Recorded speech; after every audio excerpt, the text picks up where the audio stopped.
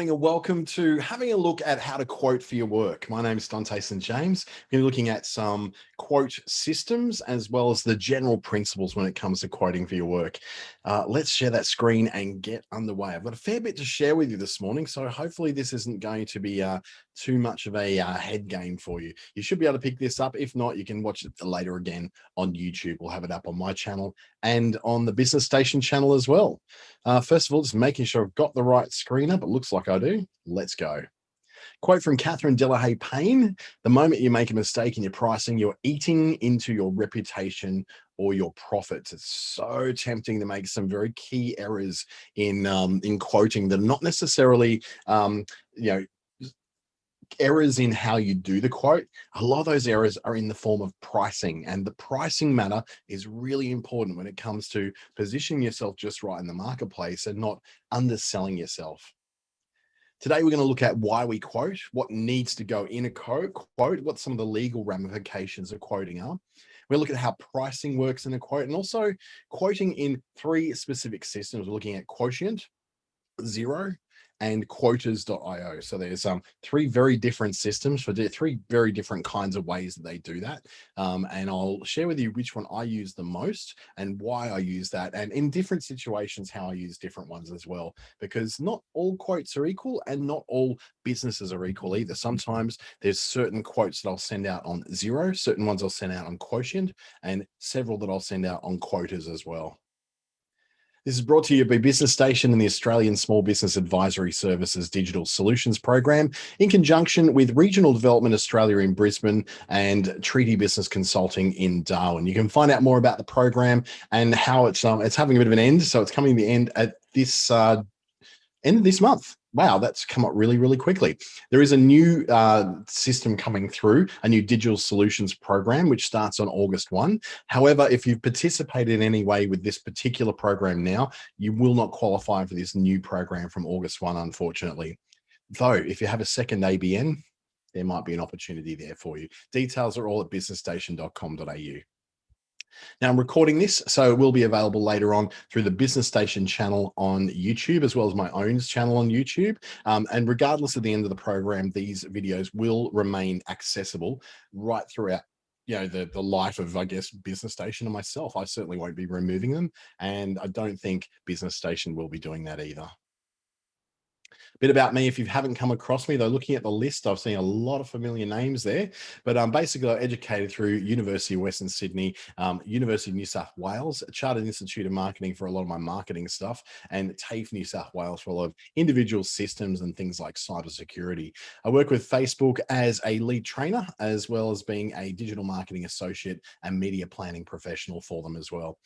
Google's Digital Springboard program, I also do some training with, as well as the Be Connected system, where we help to connect older Australians with the online economy. And of course, ASBAS and the new business assistants with NICE program in Darwin and Alice Springs. Enough about me, though. What we're going to look at is what exactly a quote happens to be. Now, a quote is essentially your terms of service, which is what you're going to do or what you will do and what you will provide, plus the cost, so what it will cost to provide that service you're quoting for. And it's a legally binding contract as well. So once the customer accepts the quote, that's when it becomes a legally binding contract to the customer. Not as much to you, but just as a general rule, taking it as a legally binding contract, once the customer signs it or accepts it, that is when it becomes something which both of you have to do something with. Now, the opportunity in every quote is where you get to be competitive. So often when you're quoting for something, you're not the only person quoting for it. There's many others, or maybe just one other business that's quoting for that work as well. So you need to be competitive. You need to show a fairly professional image, as the days of sending across a hastily put together Word document are kind of getting behind us now. We're expecting a bit more out of our quotes. We're expecting a bit more information out of our quotes. And in some cases, quotes are getting chosen not because they necessarily answer all the questions or because they are the cheapest, but because they have the best way of communicating the message of what it is they're going to provide and covering those customer concerns, such as Does this answer my questions that I'm asking? Does this actually understand me as a business or as an individual, rather than just being given a statement of work based upon a rate card that they happen to have in their top drawer? It's an opportunity for you to aim for better productivity. Now, there's so many times I quote for a lot of government work, and there's this feeling amongst people who work with government tenders and government contracts that, oh, it's government, so add an extra 60% on top of the what you normally would, because they'll pay it. The problem is, though, that in a day in a time like this, where money is not as freely handed out as it may have been for government contracts, and there's a lot of checks and balances in place, it's about less about putting on that extra bit because it's government, and actually remembering that if you want to get lots of work with government, over quoting deliberately and being significantly above others who are quoting for that same work is probably not going to work for you. Just because you've done work with them before doesn't mean you'll automatically be chosen as the person to provide it again. It enables you to do what you do at a right price. So every single quote you get kind of deletes every quote before it. Just because I quoted a certain price for a certain service 2 months ago doesn't mean that with this new person who wants this work done, that I need to quote the same price as I quoted to that previous person. If there's referrals in place, such as Judy refers Maria over to talk about her particular needs for getting some decking done out in the backyard, you don't want to be the person who goes, well, this is really, really similar to what Judy got, so I'm going to just, quote the same. At the same time, you don't necessarily go, well, I don't want to quote her more, but it's a much more complex job. You have to quote the right price for each individual job, not just a rate card. So a lot of times we get a lot of services that just have a rate, and they have a rate, and they say, here's my rate card, and this is what I do, without taking into account any of the subtleties or the differences that can happen in a particular situation. Quotes also lower your legal risk. And also, I'll say not just the legal risk, the risk of someone running off. When you've got a piece of paper or a electronic version of something which has not only been quoted but been accepted, then you've got something to come back on. If you have to go into arbitration or if you have to go to court, you've got something there that says this person accepted this particular quote for this particular work to be done to pay this amount of money. So when we get to the point of needing to back ourselves legally, having a quote is absolutely essential. So what happens next? Well, we look at the being competitive. We look at the wins and losses are going to teach you a lot about quoting. If you win, this is the general thing that I put in place for my team. So if we put together quotes, if we're winning every quote, the chances are we're too cheap. So if we've been quoting, at the same rate for the last 5 years, then we haven't taken into account that everything we do costs more money. So if you say, well, this is our rate, this is what we do, we don't want to move that, otherwise we'll lose customers. Just bear in mind, it's like the putting up a rent, for instance. Whilst the renter looks at it and goes, oh my God, I've got to find more money to pay for that. Chances are that the money they've been paid has gone up. Most of the things in their life have become more expensive. So too should the rent in a way. Now, this is a really good answer to what Sian just done. Shan or Sian had just asked, is quote the same as a contract? I'm going to answer that more correctly later on. So I've got an actual particular spot for that. It's not too far off though, but it's a very, very good question. So if you're winning every quote, you're probably going to be too cheap. If you're losing every quote, you might be too expensive. But if you're in that sort of happy space where you win some, you lose some, you're probably in the market position. So you're in it's a very similar position to everybody on there. Sian. Okay, that's cool. Thank you for letting me know that, Sian, because I've got a friend called Sian who is exactly the same spelling. I've also got a friend called Shan who is the same spelling. So it all comes down to 3 different ones. Yeah, parents are hippies. Same with me, mate. That's why I'm a Dante St. James and not like a Paul Smith or something. So when we look at the professional image you want to put across, a good looking quote is a good looking business. That makes sense if you put yourself forward very well. So, for instance, the reason why I put on a collared shirt every time I do one of these, I don't want to look like a complete and utter slob. I don't want to. I've got a pretty tidy desk. Not that you can see it, but the chances are, if I was to swing around and show you that, I want it to be seen that I have a tidy, organized desk and a tidy, organized business, because those things do reflect upon your business. You want something that's easy to read. You want, excuse me, something that's easy to print in case they have to put that in front of other people or physically sign it.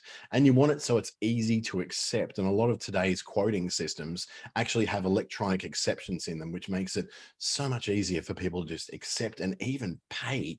That's amazing.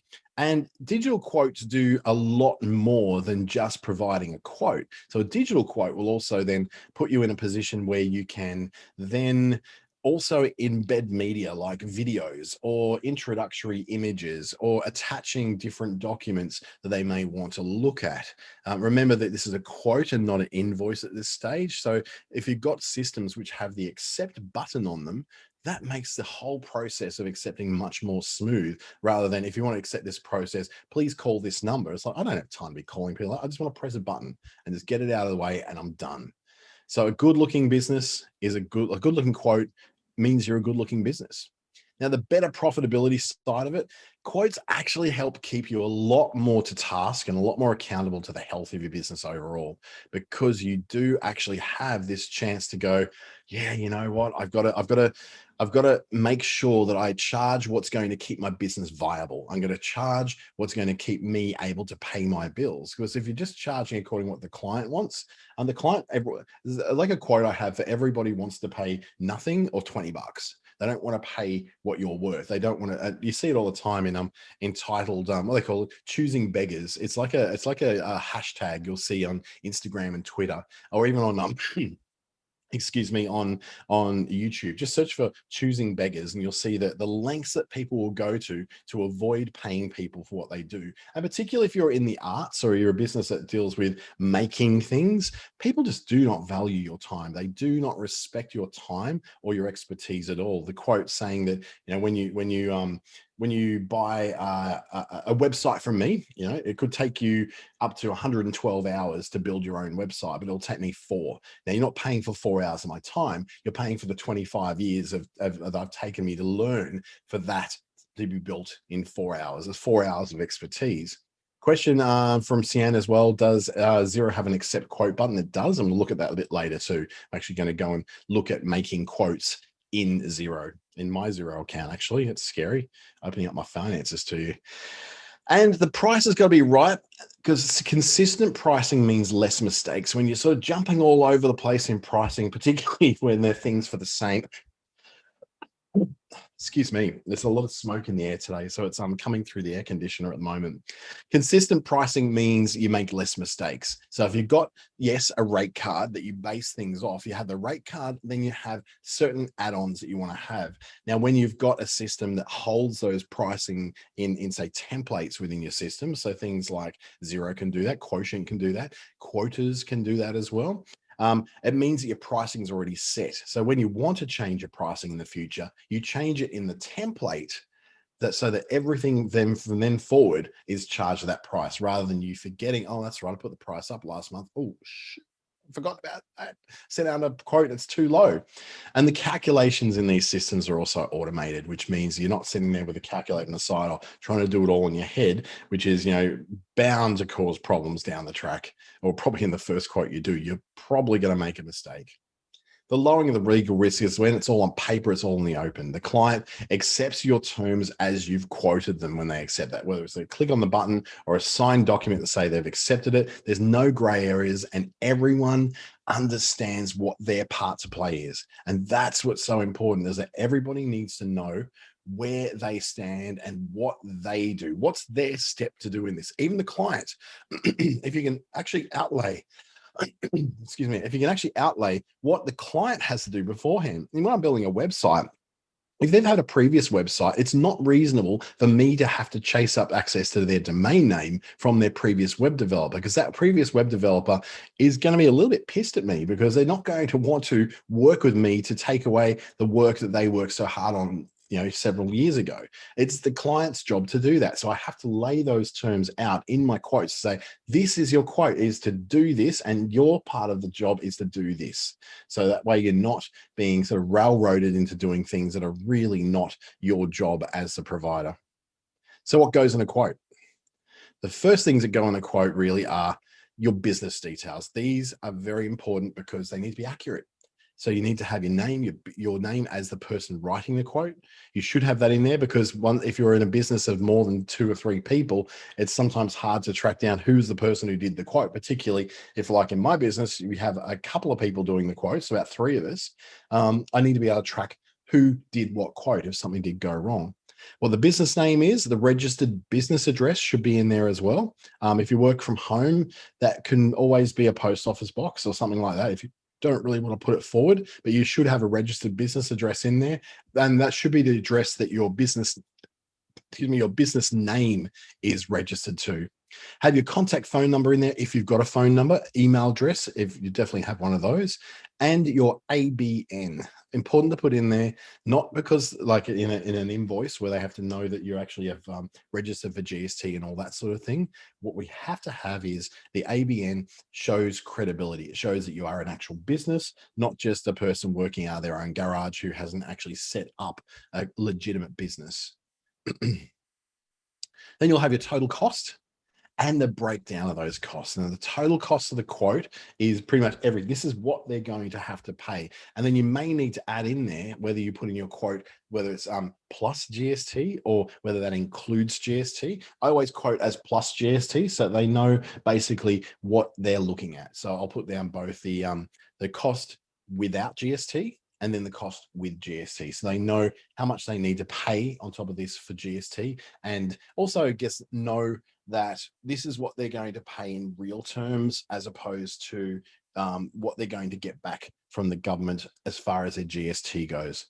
And then you need to list each major job area, product or service. So for instance, if you are, let's just say you're a printer, you're doing printing. So you say, okay, here's the cost of the paper stock. Here's the cost of the printing. Here's the cost of the design. Here's the cost of the conversion to DL size. Here's the cost of the printing of envelopes. So every single thing is put out like that. And this gives people a chance to look at, okay, do I really need the conversion to DL? Do I really need the envelopes? And then they can negotiate with you to say, okay, like I want to accept the quote except for these 2 items. I don't need those anymore. So that gives people an option to say, well, I don't need to get everything. I've got a budget. I can't really go over what my budget is, and this quote does. So I'll just remove certain items from that budget. So it's up to you then to ensure that you are not pricing things in a way that if they take off the envelopes, that they are still getting like a bundle discount for all those services based upon having got the envelopes in there. If they've removed the envelopes and the DL size printing and they've still got everything else, and you had a bundle discount that said, if you get 5 different products, we'll bundle 20% off, then you're actually ripping yourself off. You need to then re-quote. So if they want to accept it, but change the terms, you need to reissue that quote so that they have the right cost breakdown in there. If they qualified for a 20% discount for getting 5 or more products, but they've only now got 3, you need to remove that discount and then they pay the rate card price for it. That means that you then keep your margin at the level you need it to be. And things like loss leaders that I'll talk about in a sec don't tend to happen and then don't kind of railroad you into, I guess, quoting well under what you should be quoting under. So the variation, the revisions should be shown, and what they should show is what was revised, what it was, and what it is now. So if you have a written out quote that says previously, if you quoted $220 for item A, and now it's going to be $230 for item A, you need to show that what that previously was, what it is now, and how that then figures into your table of charges that you're going to charge the customer.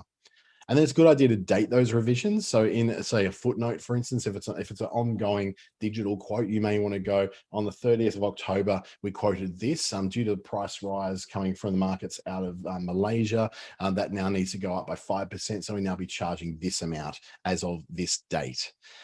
If there's variable costs as well, you need to show the cost for each variable. Let's just say you're producing clothing. And so you're going to be delivering men's clothing in sizes small, medium, large. But once you get over the larges, then you're using a lot more fabric. So you get an extra large up to 5XL. Then you're at the point where the difference in the fabric for each one doesn't mean that you can charge the same $20 for every one of those t-shirts. You need to charge appropriately according to the size. So if it's $20 for a small through large, then maybe 25 for extra large through 5 extra large, or even it goes up in $5 increments as you get bigger. You certainly have the ability to do that. I would just probably be very careful that you're not showing yourself as being prejudiced against larger people. That can be read that way. Even though I am a larger person myself, I expect to pay more for my clothing because there's more in it. There's much more fabric in this than what there is in someone who weighs 75 kilos. So I accept that I'm going to have to pay more for it. But, some people are a bit more sensitive than others these days. Payment terms and conditions should be in your quote. So this is how it's to be paid. So whether you need to pay it by bank transfer, whether they can accept a quote and then just pay by instant credit card.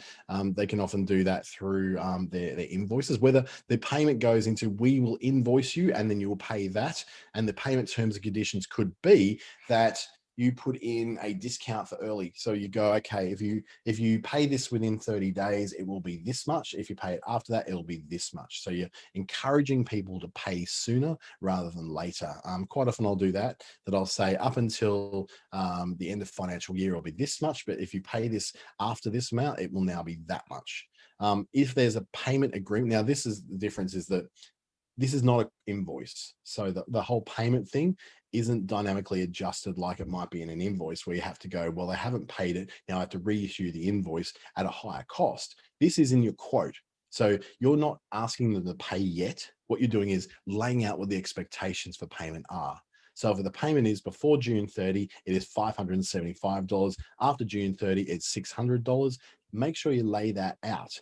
Once they accept that quote, then you issue that invoice. They are then supposed to pay that invoice before June 30, and where they'll pay the $575. And if they don't, then they will have to be charged with an invoice for $600. So you might have to follow that up with your system to say, okay, if it goes beyond this, then it needs to automatically then change that invoice and be reissued on July 1 at the higher cost. And if there's any sort of penalties that you want to put in there, and what form of payment is going to be accepted. They're not paying at this stage in the quote. They pay with the invoice. Will the invoice have a facility to click and pay it via credit card? So my bookkeeper doesn't do that. I have to do it by bank transfer, which I don't mind doing. And most quotes these days are like that. But when it's a faster moving consumer good, and having to get people in other countries to do bank transfers might be a little bit too hard. So paying the extra 1 to 2%, or maybe up to 2.75% for the credit card fee to be processed, then that may actually help you to get paid. You'll lose a bit on the fees, but you just bundle that all into your costs. In fact, you can add the costs on as an extra fee. So if they do pay for this, they will be paying it with an extra 2.75%. So therefore, we've charged them an extra 2.75% to cover that cost. So you still get back the amount that you need to get back. So the whole 575 rather than 575 minus 2.75%. Sorry if this is getting really mathsy. I'm not a mathsy person myself, so I will move on. The preferred payment method we just talked about, credit card, could be bank transfer, it could be cash on delivery, whatever you want to do. Make sure you have it in your quote that these are the expectations of how your customer or client will pay. You don't have to have multiple payment systems. You can have just the one, which is a bank transfer. In Australia, that's perfectly fine. We're very good at bank transfers. If you're dealing with America, though, Americans do not want to hand over their bank details to anybody. Whereas we go BSB and account number, very different system. Our banking system is more open to transfer between accounts. In America, they've got lots of signatures, and they like to be able to scan cards and all that sort of thing. It's a bit more of a headache for them, I think. And the mindset is that that's my bank account details. Why would I give you that? What are you going to do with it? And it's like, I'm trying to pay you. So a schedule of work. That's if it's a project. The schedule is when you're expecting to start. So when you I sent out 3 quotes last week, and at all of those, I had to say, I currently have a waiting list to starting things like new websites or new social media plans. So at the moment, that wait list is out to September because I've just got a lot of work that came in over the last month. So I give them the opportunity to say, that's too late for me. I need to start earlier. I might have to go elsewhere. And that's completely fine. If you're busy and you'll run off your feet, losing that one job for someone who doesn't have the ability to wait means that you have to move someone else out of the way for them. And that's just not fair to that other person. So you get very good when you get busy, you get very good at having to say no and having to just let some people go. Usually what I do is if they say, I really need to start early, then I say, okay, well, what I can do is put you in touch with a person who works alongside me who may be able to do it privately themselves a bit sooner than what I can. Now, you need to list any sort of major milestones that may be in there. So if you're delivering a physical product, let's just say you're building a pool. You're building a pool, you've got certain levels of the project. So there's the site preparation and the digging of the hole, that kind of thing. That's phase one. That'd be milestone one. That will have a certain date range. So between June 16 and July 16, we'll have the hole dug in your yard. From July 16 to August 16, we're going to then have the concreting work done, the concrete curing. From August 16 to September 16, we do with the filling of the pool, the testing for leaks and the lining, and the landscaping work. So we expect the whole thing to be finished on September the 16th. So that's what the work completion, start, and milestones would be. So if your work takes certain phases through it, such as I know that when I'm doing social media strategy with people, there's phases we go through. There's 5 steps. And each one of those steps has like a week sort of gap between it. So the person can go away and do their learning and apply the learning and then move on to the next step. Downing the Barocca today. The expiry and acceptance area is saying what date does the quote expire? Now, an expiry is very important because if you're in an area where the cost of your products, the cost of your materials, the cost of your services that you have to buy to deliver this go up regularly. So for instance, in my case, web hosting is something which can go up every year. So I have to only have that expiry of that for 12 months from the date of the quote that I'm sending out. So that's the only time I will accept a guarantee for the holding of a price. Any longer than that, I'm subjected to the price changes that will happen with my web hosts. The same thing could be if you're buying fabric from let's say from China, and we know that the fabric will come at a certain cost per meter, and you've got to buy in whole rolls, and it's at this price for a roll. It could be $700 for this roll of fabric. Like, well, that's what I can count on for this roll of fabric. But when I need to order the next one, will it still be $700? So you have to go, do I have the fabric in stock to produce it at this price? If I don't, and I have to order more, I may have to quote a higher price because the cost of the fabric and the shipping has gone up significantly. You should also bear in mind that if somebody wants to accept a quote after the accepted date, if it's an electronic system, they can't do it. And that's the power of using, I guess, a digital system over a manual thing delivered by email. In email, they can just respond and say, I accept at any time. And then you have to go back and say, actually, no, you can't. It expired 3 months ago, mate. I need to redo a whole new quote for you because the pricing of things have changed. And they go, oh, but I want it at the old price. Like, you can't have it at the old price because I can't get those things at the old price. So sometimes this process of expiring acceptance, again, is just a safety catch for you. It just means that you've got a something to come back on that says, yes, I did quote that price, but it was only until this date of validity. Otherwise, if it passes that, I'm under no obligation to deliver at that price. And you also want to allow some room for the signature of acceptance or using the built-in acceptance feature, because once that acceptance happens, things go legal. Now, an estimate is not a quote. There's two very different things here. Some people talk about estimates. Some people talk about quotes. I talk about quotes because I'm not estimating how much it's going to cost. I'm saying this is how much it will cost, because the particular just open my curtains a little bit. Now the sun's faded a bit. It's much better. Now that I've got the quote, now that I've got everything's fixed in my world. So I know how much things are going to cost for the duration of this quote. So I don't then estimate. But if, and that's an if, this is a very complex project you're operating on, something which is based upon all sorts of moving factors, the different costs of labor, the different costs of materials that change on a month-to-month basis. You go, I estimate it's going to take us 20 hours to build this, but bear in mind it could take less or more. So your estimate will be $20,000.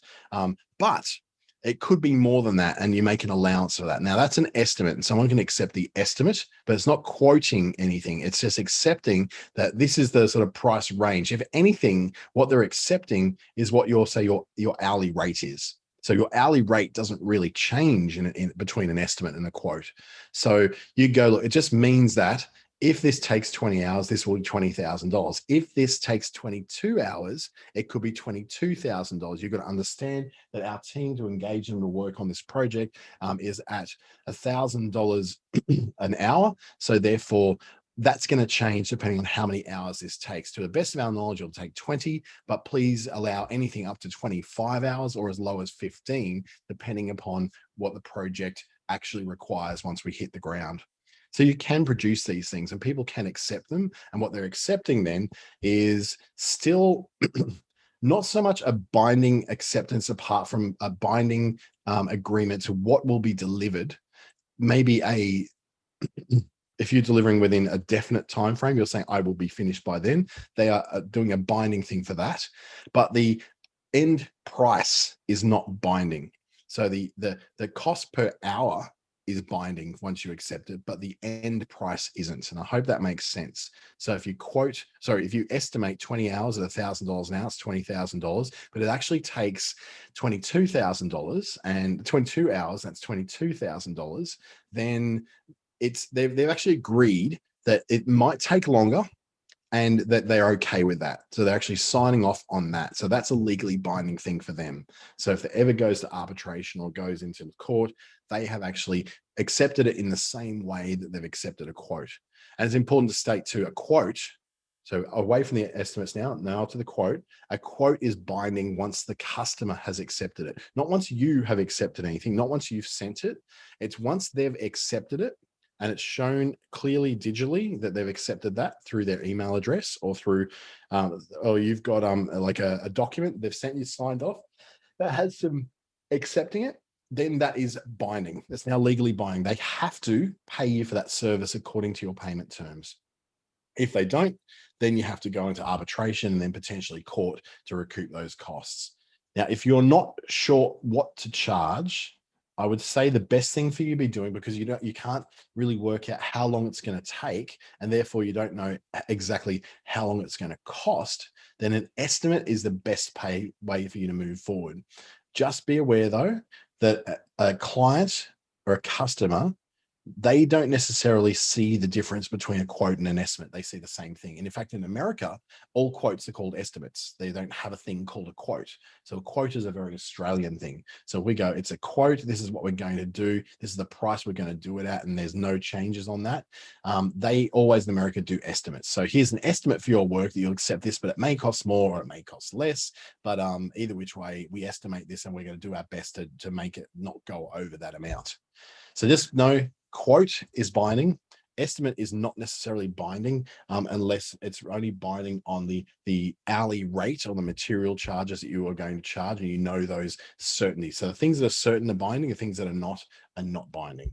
A little bit confusing, I know. So how do you price that quote? How do you get that right? How do you do the whole, like, I'm going to do this and I'm going to get it right. I'm not going to be an idiot and I'm going to charge the right amount. You do that by ensuring that your quote allows for a profit margin. You are in business to make money. You're not in business to help people. You're not in business. Well, you might be. It might be part of your business. It might be part of your mission and your vision. But ultimately, your business is there to pay your bills. It's there to keep you alive, to make sure that you have a roof over your head, food on the table, and the ability to do the things in life you want to do. It's not there to be helpful to people. Your business exists for you, and then it serves others. It doesn't exist for them and then serves you. It serves others, but it exists for you. So please make sure your pricing is profitable. How do you work out if it's profitable? Well, you look at how much is going to cost you in materials, time, quote for your time. So give yourself a decent amount for your time. I'm saying don't pay yourself $20 an hour. That's not fair, because you've got to pay too many things out of that. So you need, for a lot of consultants, I say the least they should be charging is $80 an hour. For people who are doing jobs that people are not as willing to pay for, say if you're a cleaner, for instance, people just seem to be thinking that people who do cleaning just do that. So like a hard job that I don't want to do, and then I somehow expect that someone will be completely happy to do that for $40 an hour. And I think that's not fair. This is also not America, where there's the minimum wage is some scandalously low amount of money, whereas over here our minimum wage is much different. And so you'll find there's great differences between the costs of cleaners, going from people who will charge $60 an hour, which I think is quite reasonable, down to people who will charge you about $20 an hour, and I'm just making no money. And it tends to be that's $20 an hour is actually below the minimum wage when it comes to that kind of work.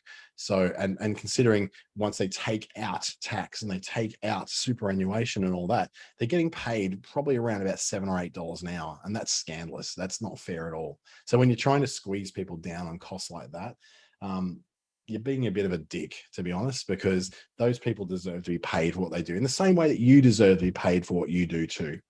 So make sure it's profitable. Some people say that they go, after all of our costs, including paying myself, are paid for, then 30% on top of that is a reasonable amount to ensure that there's a profit margin, not just covering your costs.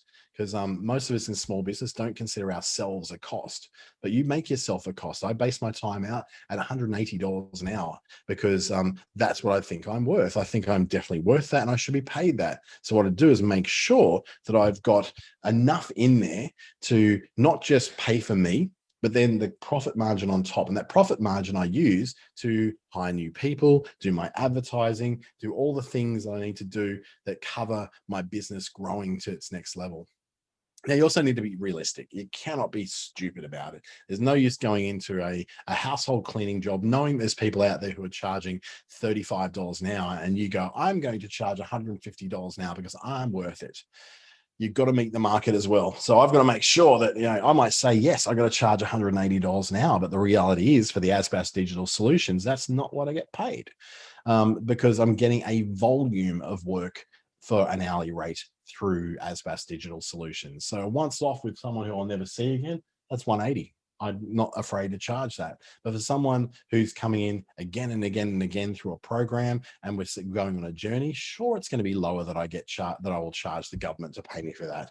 But at the same time, I've got to make sure that I'm meeting where the market level is. Unless you've got a very extremely upmarket product or an extremely upmarket person with, you can get away with charging more. And sometimes it's because you're in an area where there's no competition. Just be aware that if you're not realistic to what the market would be happy paying, you may not get much work. And as soon as someone else comes in to your market as a competitor, they will completely wipe you out. If you're demanding $200 an hour for a job that most people pay $30 an hour for, and you're getting it just because you're the only one in town, and then someone else comes to town, they will wipe you out, because all they have to do is charge 50% less or 30% less, and they've already beaten you to the game.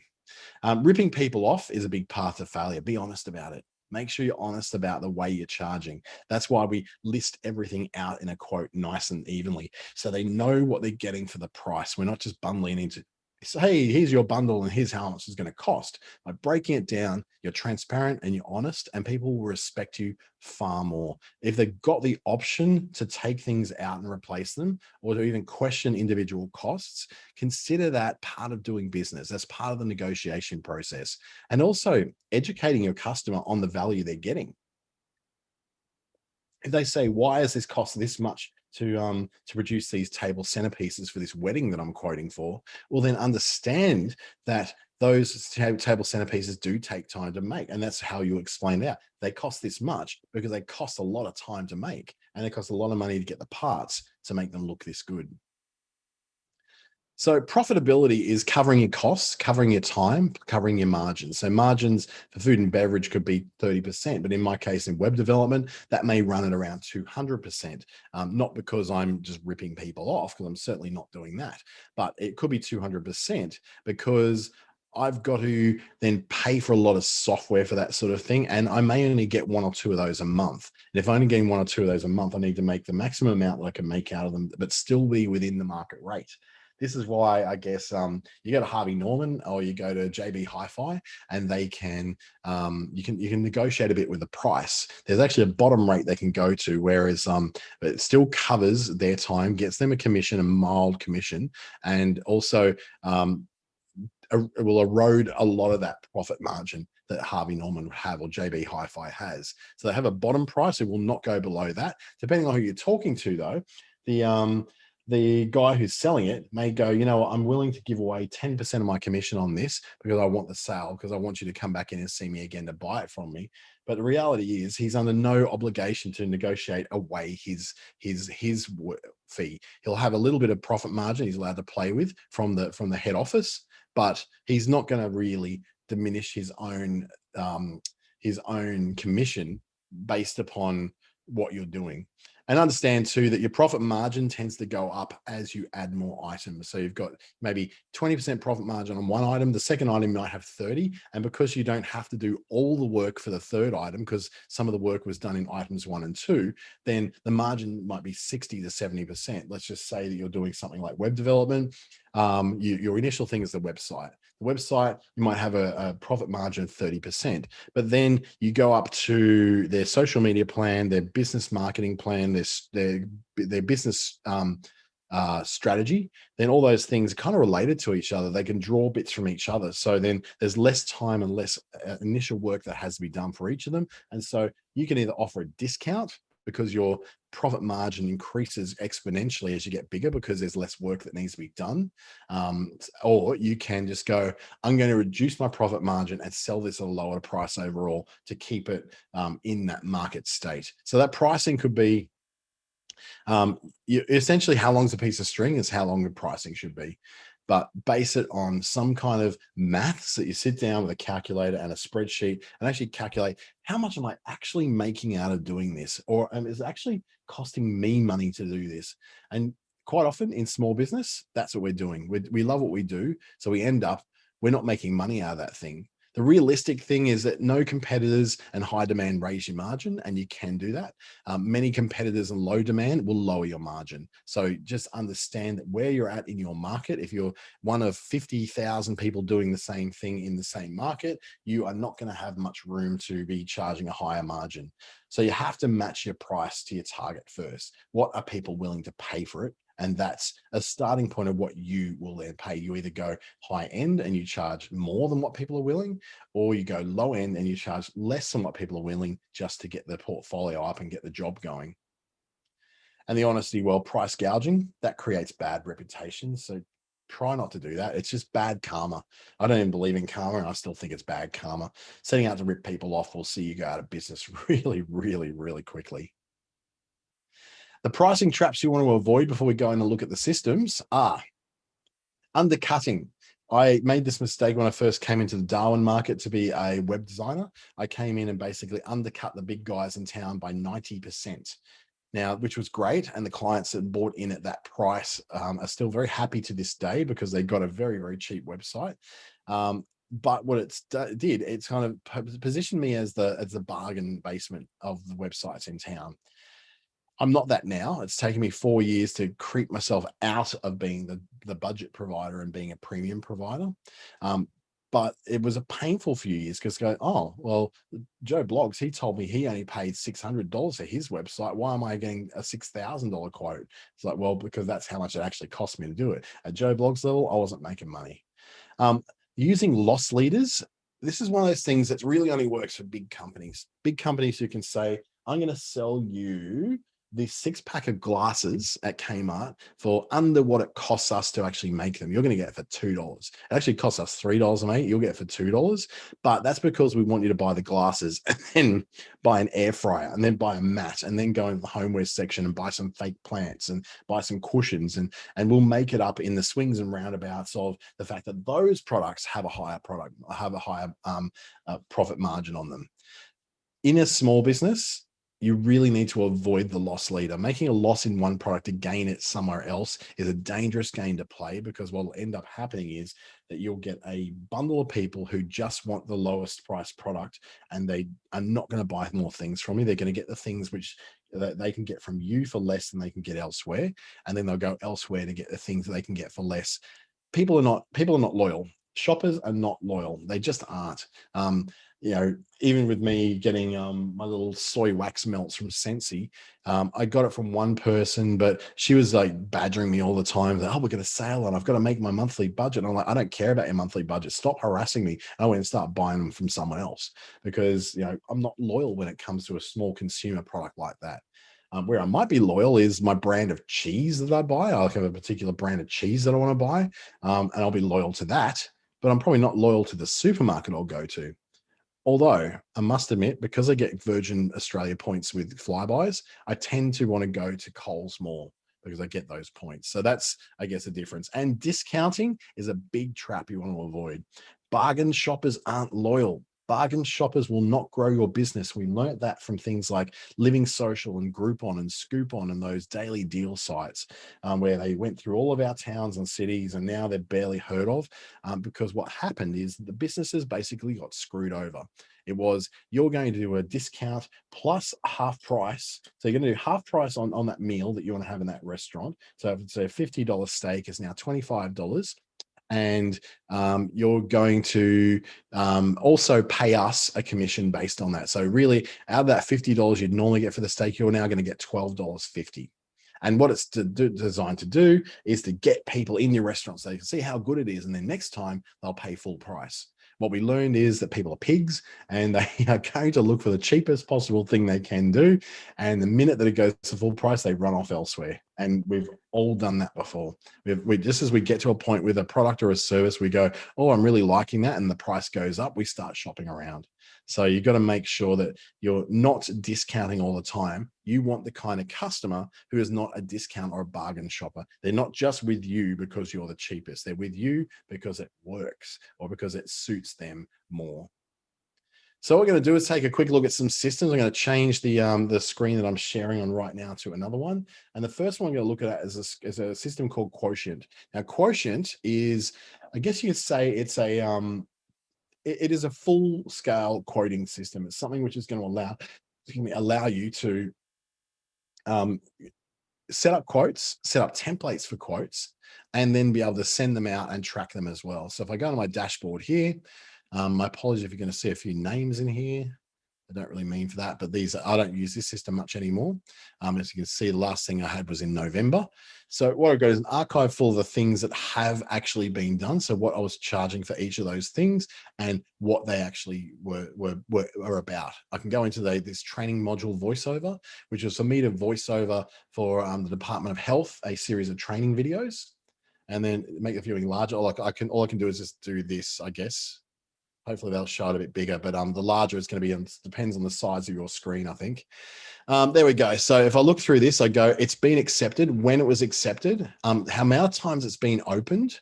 Now, this is an interesting thing here, this all activity.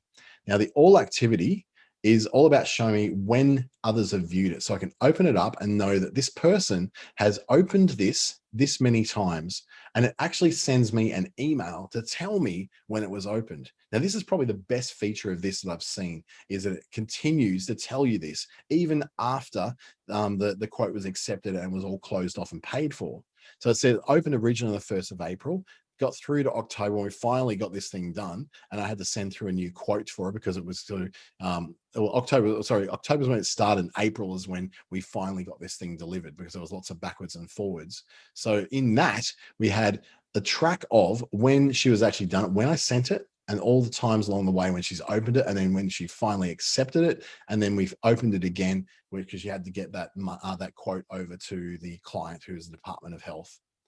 It will then show you what you put in as your email that went out when you put the quote out there, and then the quote itself. So let's take a look at that a bit closer too.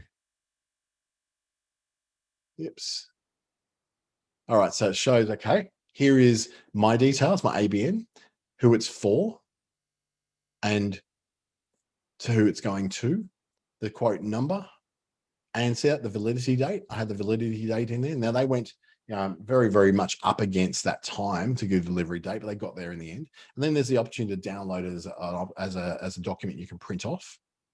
And then I've got the actual details of what I was providing. So it was 12 to 15 minutes in total of voiceover, approximately 12 slides, around 30 seconds to 90 seconds of dialogue for each of those slides. And one thing I didn't put in there was an allowance for rework. So if I mispronounce things, or a lot of very, very difficult Aboriginal names and words in there that I did get wrong. So they had to send those backwards and forwards a few times. But I didn't quote for that, but I did allow for it. So what I charged them, which was for basically, a certain amount of slides at that price, I'd allowed that there'll be a lot of backwards and forwards. Now I can put private notes in there. So for instance, I can put in my own note to say this is now being done. So private note, it only shows to me, does not show to the client. I go, this is now being completed. Please note to include time for redos. So that way that my team, if they ever go back to see, oh, is there a quote in there we've done for voiceovers before they send it off to me to say, is this approved? They will see this note and any other voiceover things go, oh, okay, we've got to include that too. I can also include images and files in my notes. So there's a little bit of a CRM of sorts. So if you've got in there, you've got little notes in there you can leave for each quote that are part of it. I guess like a bit of a CRM. So once you've got all that in place, it shows it like this digitally, but it also can be sent to them as a PDF. So if you want to send them as something that they can just print out and actually sign off in person, they can do that as well. I've got actions over here I can do. So I can accept, it's been accepted. I can undo the acceptance if I need to. I can withdraw the quote if I no longer feel it's relevant or it's right. And I can also then copy it.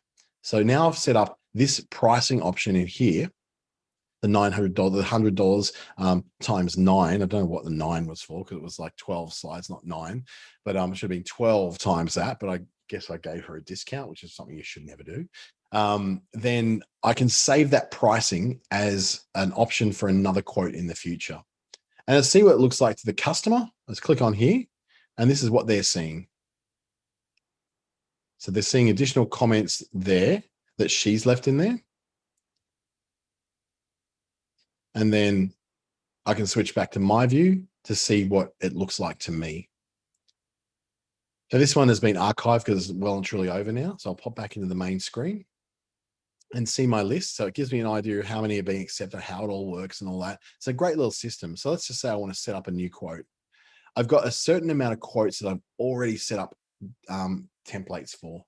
So I've got one here for WordPress websites. So I can go, this is one that's through a grant through the Northern Territory government. So once I open that up, it gives me a bunch of stuff that I've already got to work with. I can say this is for Joe Blogs. Joe Blogs doesn't exist in my system, so it allows me to set him up as a customer. He's from the Joe company. I can add in these other details there, but I won't for now. I'll just create. And then I'll open up so it's not so, it won't be as readable, but I just need to show you the layout of what's going to produce. So we start off with the details of what's going to be. Now I set when it's valid to, 8th of August, 2021. Do I want to show tax? So I'm going to do, I can make it tax inclusive or exclusive with the inclusive total. That's what I usually do. Make it all the charges along the way exclusive of GST, but the total at the end will show the total including GST.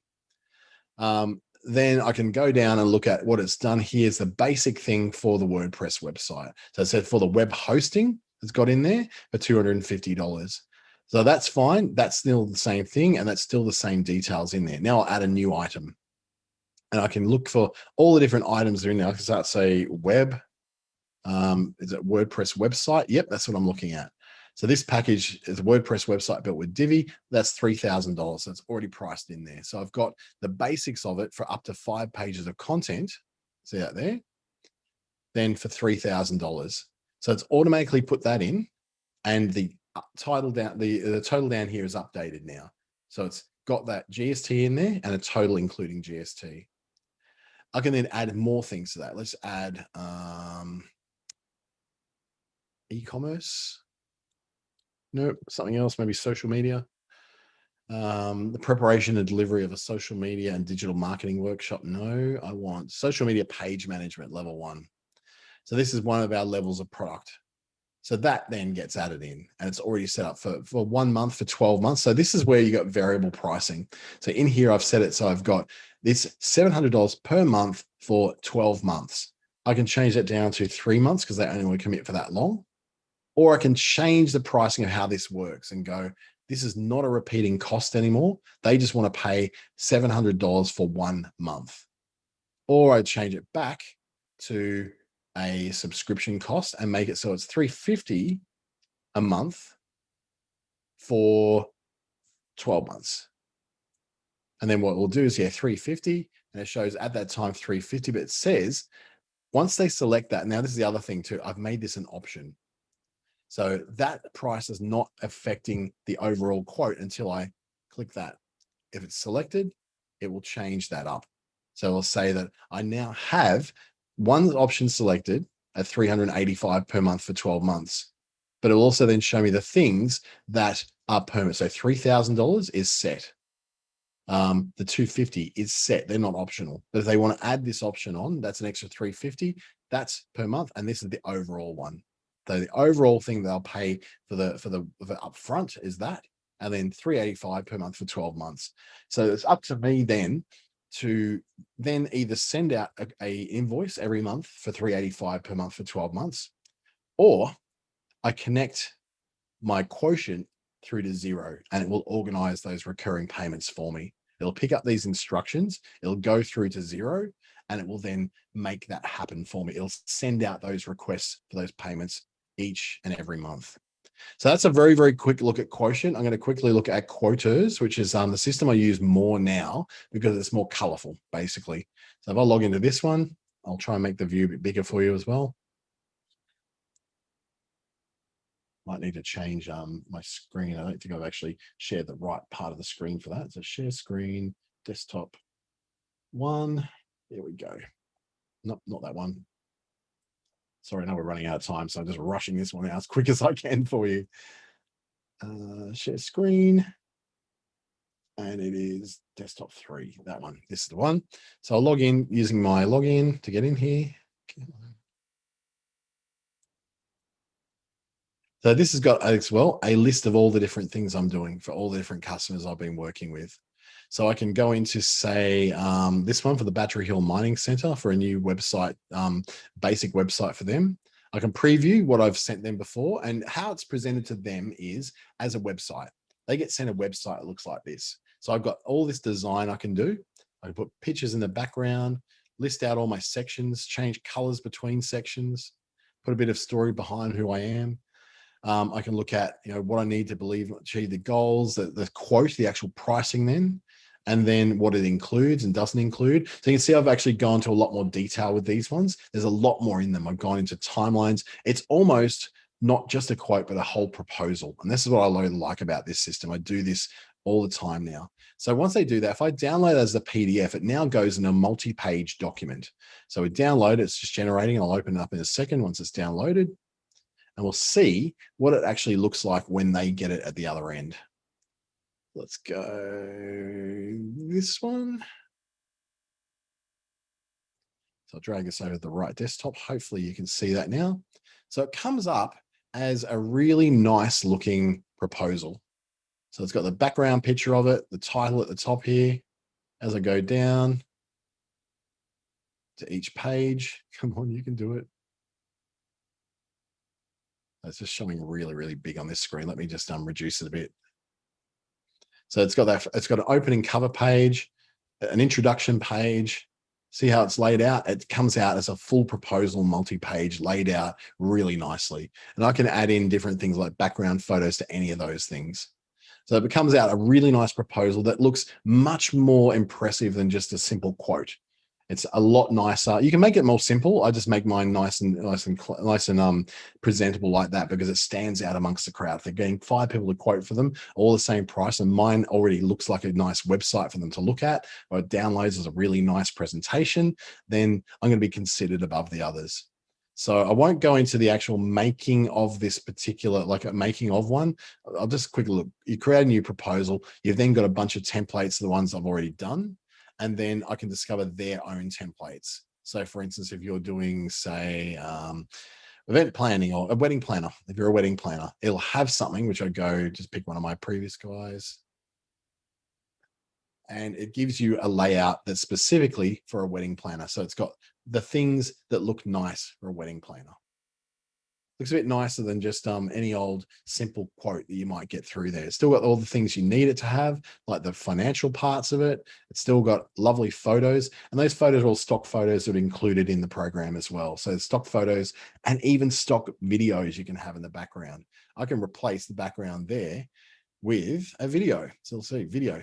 You can load up a video from somewhere, or for instance, you could just put in the address of where that video lives. So if I was put in, say, YouTube video, I'm looking for wedding. Anytime you're ready, YouTube. So I got this lovely wedding video here. I'll grab the address, get rid of that. And I can put that in the background as well. I'm going to have the sound off though. And so what this will do now, I said sound off. Happy wedding day, my love. I honestly can't believe this is real. You're the man I've always dreamed of and prayed for. I know we always say this to each other, but one of my favorite things about you and us. So then you can have like a really nice video in the background as well. So it becomes a beautiful presentation for them. It just becomes far more than just a quote. It becomes a really beautiful presentation that's going to make them put you above the rest. In Xero though, quotes are all happening. So I'll log in my Xero. I'll just quickly shoot past the bits that are not relevant and go straight into where we need to go. So in Xero, it's under the business menu here. Come on, a bit slow. Under business and down to quotes. And you can set up your quotes in here. So for instance, I put up a quote for the Department of Industry, Tourism, Trade here in the Northern Territory. So if I bring that one in, that was for a particular workshop. And in there, it's very, very basic. Now, there's nothing fancy about this at all. But the beauty of it is that once that was accepted, I'm then able to turn that into something. So if I can mark that as accepted, and this is already done and paid for and everything, I can then create an invoice based on this. So I can go, boom, create an invoice, and it creates an invoice with all that information in it. So when you're doing it from here, you do have some design choices you can make, but not a heck of a lot of them. There's not a lot of design choices you can make in Xero, apart from where your logo is and all that. You're not going to make a beautiful document like you can in Quotas, but at the same time, you've got it all tied into, if you're using Xero as your account system and your invoicing system, it's all built in. So you just simply set up a quote, you can make it printed, you can send it off, you can add notes as well. So it's got the same kind of thing that, say, Quotient has got. And of course, those notes that come across in Quotient also go into the notes as well. So you've got a lot of scope to choose, a lot of different things. So the same thing is you can save certain things in as set costs, or you can make up the costs as you're going along, either which way you prefer. So a really quick look at a whole bunch of systems that really do make it easier for you to do quotes. And I think they're probably set out there really well to help you to do that little bit better, I suppose, at making things that will impress people more. And that's ultimately what you want to do. You want people to accept your quotes above other people's quotes. Every little trick you can pull out of there is what you want to have. Thank you so much for joining me this morning. It's been really fun showing you through how these things work and what a quote involves. My name is Dante. My email address is on the screen, Dante@treaty, treeti.com.au, or you can search for me on LinkedIn and Facebook. And don't forget, this will be up in the next couple of hours on YouTube through my channel and through Business Station as well. Thank you again. And I really do hope that you take away something that's worthwhile and helps you to learn. And I'll see you in the next one.